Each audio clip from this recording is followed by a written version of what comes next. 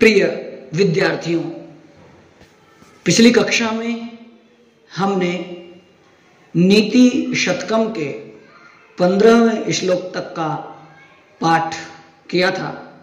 अब हम आगे का पाठ 16वें श्लोक से प्रारंभ करते हैं।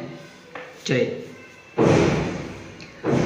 हर्तुर्याति न गोचरं किमपि शम्, हर्तुर्याति न गोचरं किमपि शम्, पुष्णाति यत् सर्वदा, पुष्णाति यत् सर्वदा, अप्यर्थिभ्य प्रतिपाद्यमानमनिशम्, अप्यर्थिभ्यः प्रतिपाद्यमानमनिशम्, प्राप्नोति वृद्धिं पराम्, प्राप्नोति वृद्धि पराम्, कल्पान्तेष्वपि न प्रयाति निधनम्, कल्पान्तेष्वपि न प्रयाति निधनम्, विद्याख्यमन्तर्धनम्, विद्याख्यमन्तर्धनम्, येषां तान् प्रतिमानमुज्झत नृपाः, येषां तान् प्रतिमानमुज्झत नृपाः, कस्तैः सह स्पर्धते, कस्तैः सह स्पर्धते। अर्थ देखते हैं। कहते हैं कि येषां विद्याख्यम अंतर्धनम, येषां जिनके पास, यानी कि जिन मनुष्यों के पास विद्याख्यम विद्या रूपी या विद्या नाम का अंतर्धनम गुप्त धन है, अंतर्धन है, या कहते हैं कि यत् हर्तु गोचरम न याति, और उसको जो धन है यानी कि विद्या धन है, उसको जो चोर होते हैं वो उसका चोरी करने का विषय नहीं बनते, अर्थात उनकी दृष्टि में, नजर में वो धन नहीं आता, उसको वो देख नहीं सकते जिससे वो उसकी चोरी कर सकें। और फिर कहते हैं कि सर्वदा किमपि शम पुष्णाति, सर्वदा और किसी और को, यानी कि हमेशा, सम पुष्णाति, वह क्या करता है, शांति को, कल्याण को क्या करता है, बढ़ाता है, पुष्ट करता है।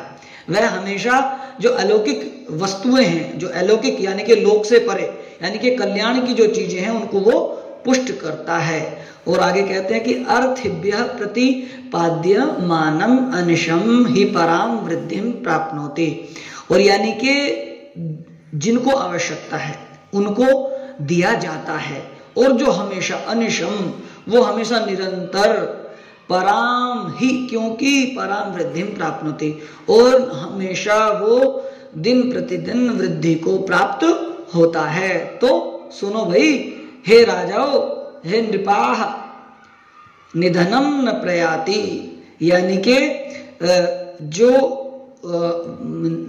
बिना धन के लोग होते हैं, यानी कि वो विद्वान, उनके पास धन नहीं होता, लेकिन तान प्रतिमानम उज्जत, इसलिए उनका उनके विषय में, उनके लिए अभिमान को उज्जत, छोड़ दो, उस अभिमान को उनके प्रति त्याग कर दो, क्योंकि तैः सह क स्पर्धते, उनके साथ कोई भी स्पर्धा नहीं कर सकता, उनके साथ कोई भी जो विद्वान होते हैं उनके साथ कोई भी स्पर्धा, उनके साथ कोई कंपटीशन नहीं कर सकता, क्योंकि उनके पास विद्या रूपी धन है, वो निर्धन नहीं है। अब आगे बढ़ते हैं, 17वां सप्तदश श्लोक हम देखते हैं। कहते हैं अधिगत परमार्थान्, अधिगत परमार्थान् पंडितान् मावमस्थः, तृणमिव लघुलक्ष्मैर्नैव तान् संवृणद्धि, तृणमिव लघुलक्ष्मीर्नैव तान् संवृणद्धि, अभिनवमदलेखा श्यामगण्डस्थलानाम्, अभिनवमदलेखा श्यामगण्डस्थलानां न भवति विसतन्तुर्वारणं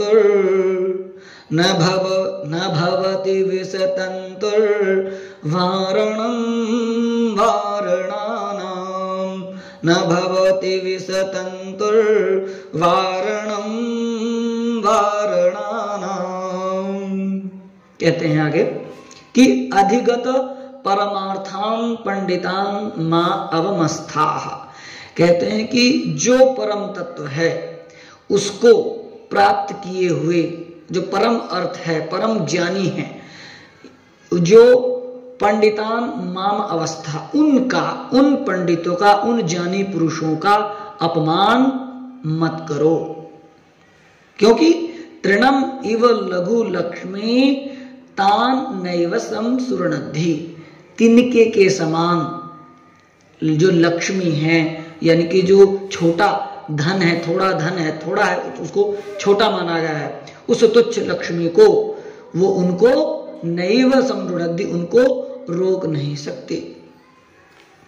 आगे कहते हैं विसतंतु अभिनव मदलेखा श्याम गंडस्थलानाम वारणानाम वारणम न भवति। क्योंकि जो मृणाल तंतु है और उसके साथ जो मद से युक्त, मद रेखा से काले हुए, अर्थात जो मद से जो मद निकलता है हाथियों के कान से, यानी कि जो मद युक्त, यानी कि ताजा ताजा मद से वो अभी दूर हुए हैं, मदकालीन जो मद का जो समय है वो उनका दूर हुआ है, उन मद मस्त हाथियों को, उन ऐसे सने हुए, उस मद से सने हुए हाथियों को वो मृणाल तंतु, वो छोटा सा वो तंतु, वो क्या है, उनको रोक नहीं सकता।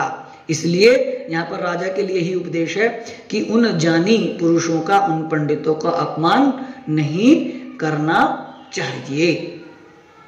आगे अष्टादश 18वां श्लोक पढ़ते हैं।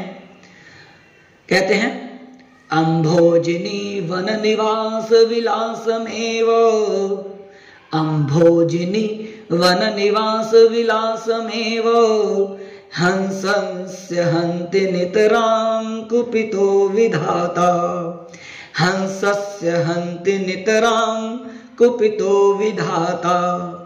न त्वस्य दुग्ध जल भेद विधौ प्रसिद्धां, न त्वस्य दुग्ध जल भेद विधौ प्रसिद्धां वैदग्ध्य कीर्तिमपहर्तुमतौ समर्थः, वैदग्ध्य कीर्तिमपहर्तुमसौ समर्थः। कहते हैं कि नितरां कुपितो विताता हंसस्य अम्बोजिनी वन निवास विलासम एवं हंति। कहते हैं कि बहुत ज्यादा क्रोधित हुआ, अर्थात परमात्मा, विधाता परमात्मा उनसे, यानी कि कहते हैं कि हंसस्य, यानी कि हंस के और कमलिनियों के, उनके साथ में वन में निवास करते हुए, आनंद को प्राप्त करते हुए को दूर कर सकता है, अर्थात उनके आनंद को हंति दूर कर सकता है, मार सकता है, नष्ट करता है, कर सकता है। किंतु तू असौ अस्य दुग्ध जल भेद विधौ, किंतु उनकी जो, उनके द्वारा अर्थात परमात्मा के द्वारा ही जो उनके अंदर गुण दिया हुआ है, वो गुण क्या है कि दुग्ध जल भेद विधौ, अर्थात वो दूध के और जल के जो उनका जो मिश्रण है उसको अलग करने की जो विधि है, जो क्षमता है, उस संबंध में वो प्रसिद्ध हैं, वो निपुण हैं। उस वैदग्ध्य कीर्तिम प्रसिद्धाम, उस कीर्ति के लिए वो प्रसिद्ध हैं। तो उस प्रसिद्धि को अपहर्तुम न समर्थ, उस प्रसिद्धि को, दूध और जल को अलग करने के उनके विधि को, गुण को नहीं छीन सकता, उसे अपहरण नहीं कर सकता।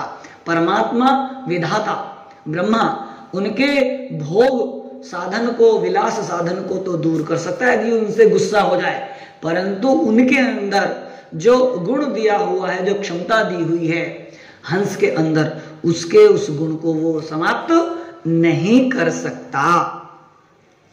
अस्तु, आगे चलते हैं। 19 श्लोक, 19वां श्लोक का पाठ करते हैं हम। कहते हैं केयूरान विभूषयन्ति पुरुषं हारान चंद्रोज्ज्वला। केयूरान विभूषयन्ति पुरुषं हारान चंद्रोज्ज्वला।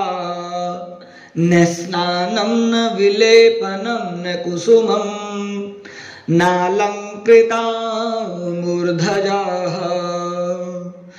वाण्येकासमलंकरोति पुरुषं, वाण्येकासमलंकरोति पुरुषं या संस्कृता धार्यते। क्षीयन्ते खलु भूषणानि सततं, क्षीयन्ते खलु भूषणानि सततं। वाग्भूषणं भूषणं, वाग्भूषणं भूषणं।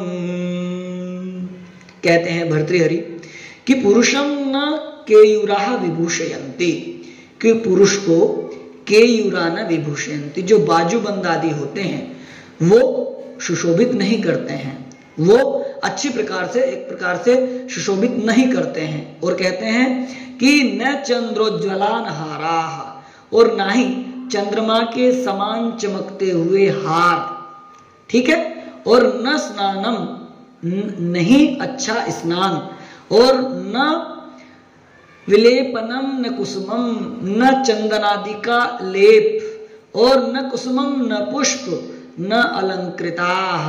क्या है कि यानी कि उनको सजाए हुए मूर्धजा केश, अच्छी प्रकार से सजाए हुए बनाए हुए केश, न स्नान न चंदन न पुष्प न हार न बाजूबंद, वो उसको सुशोभित नहीं करते। यदि सुशोभित करते हैं तो वो क्या है कि एका वाणी या संस्कृता धार्यते, तो जो वो है वो केवल एक ही वाणी है जो शुद्ध रूप से, शुद्धता से जो उसको धारण किए हुए होती है या धारण की जाती है, वो पुरुष को सुशोभित समलंकरोति, पुरुषम समलंकरोति, उस पुरुष को क्या करती है, अच्छा बनाती है, सुशोभित करती है। भूषणानि खलु क्षीयन्ते, ये भी जितने जो भूषण, ये आभूषण जो गिनाए हैं, ये क्या है, एक समय रहते हुए नष्ट हो जाते हैं, उनकी चमक समाप्त हो जाती है। लेकिन वाग्भूषणम सततम भूषणम, लेकिन जो वाणी रूपी भूषण है, जो वाणी का श्रृंगार है, जो मीठा मधुर बोलने का जो श्रृंगार है, वो हमेशा सततम भूषणम, हमेशा रहने वाला भूषण है। इसलिए सुमधुर वाणी, अच्छी वाणी को मनुष्य को धारण करना चाहिए। ये कवि का कहने का यहाँ पर अभिप्राय है। आपको स्पष्ट हो गया होगा। आगे 20 श्लोक को देखते हैं। 20वें श्लोक को कहते हैं, विद्यानाम नरस्य रूपमधिकम, विद्यानाम नरस्य रूपमधिकम प्रच्छन्न गुप्तम धनम। विद्या भोग करी यशः सुख करी, विद्या गुरूणां गुरु। विद्या भोग करी यशः सुख करी, विद्या गुरूणां गुरु। विद्या बंधु जनो विदेश गमने, विद्या परम दैवतम। विद्या बंधु जनो विदेश गमने, विद्या परम दैवतम। विद्या राजसु पूजिता नहि धनम, विद्या राजसु पूजिता नहि धनम। विद्या विहीनः पशु, विद्या विहीनः पशु।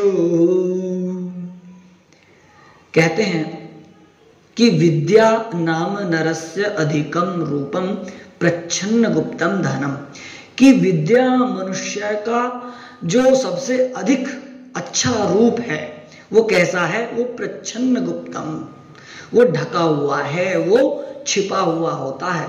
वो धन वो होता है जो उसका छिपा हुआ होता है, गुप्त होता है। क्योंकि कि विद्या भोग करी यश सुख करी। विद्या जो है वो भोग करी अर्थात भोगों को देने वाली है और यश को देने वाली है, सुख को देने वाली है, यानी कि सब कुछ भौतिक संसाधनों को वो देने वाली जो है वो विद्या है। सब कुछ हमको विद्या से प्राप्त होता है भौतिक रूप में। आगे कहते हैं कि विद्या गुरु नाम गुरु, इसीलिए कि विद्या गुरुओं की गुरु है। जो विद्या दे सकती है वो अन्य कोई भी नहीं दे सकता। आगे कि विदेश गमने विद्या बंधु जना, कहीं दूसरे स्थान पर जाने में विद्या जो है वो एक तरह से भाई का रोल अदा करती है, अर्थात यानी कि भ्राता के समान है, बंधु के समान है। यानी कि विद्या अगर कहीं आप बाहर जा रहे हैं तो वहां पर विद्या ही काम आती है। इसलिए विद्या परम दैवतम, इसलिए विद्या जो है वो सबसे बड़ा देवता है, भाग्य है। अर्थात विद्या को प्राप्त करने से भाग्य की प्राप्ति भी हो सकती है।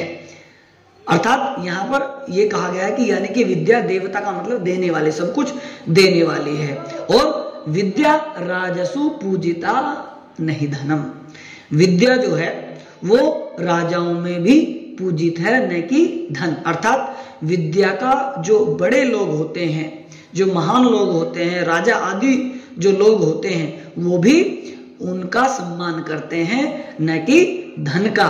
और इसीलिए कि विद्या विहीनः पशुहु, यानी कि जिसके पास विद्या नहीं है, जिस मनुष्य के पास विद्या नहीं है, वो किसके समान है? पशुहु, वो पशु के समान है। क्योंकि कुछ वृत्तियां सामान्य रूप से मनुष्यों में भी होती हैं, पशुओं में भी होती हैं, परंतु विद्या केवल मनुष्य अर्थात पुरुषों में ही होती हैं। इसलिए विद्या को प्राप्त करना हर मनुष्य को चाहिए। मैं समझता हूं अब हम यहीं पर इस पाठ को संपन्न करते हैं। आगे का पाठ अगली कक्षा में हम